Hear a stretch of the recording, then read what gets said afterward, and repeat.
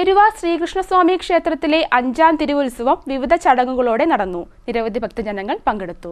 കായംകുളം എരുവ ശ്രീകൃഷ്ണസ്വാമി ക്ഷേത്രത്തിലെ 5ാം തിരുവുത്സവം വിവിധ ചടങ്ങുകളോടെ നടന്നു. പതിവ് ക്ഷേത്രാചാര ചടങ്ങുകൾക്ക് ശേഷം രാവിലെ 6:30 സോപാന സംഗീതം, 8 മണി മുതൽ കാഴ്ച ശ്രീബലി എന്നിവ നടത്തി. ഉച്ചയ്ക്ക് 12 കഞ്ഞിസദ്യയുണ്ടായി. വൈകിട്ട് 4:30 മുതൽ ക്ലാസിക്കൽ ഡാൻസ് അക്കാദമിയുടെ നേതൃത്വത്തിൽ നൃത്താർച്ചന നടന്നു. രാത്രി 6:30 ദീപാരാധന, സേവ എന്നിവയും നടന്നു.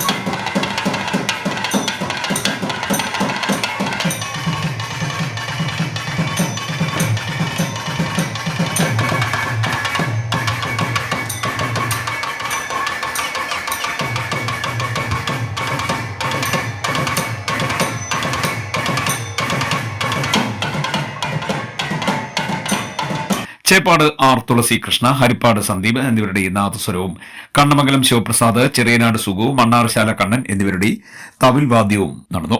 രാത്രി 8 മണി മുതൽ ചലച്ചിത്ര പിന്നണി ഗായകനും കർണാടക സംഗീതജ്ഞനുമായ സുദീപ് കുമാർ അവതരിപ്പിച്ച സംഗീത സദസ് നടത്തി.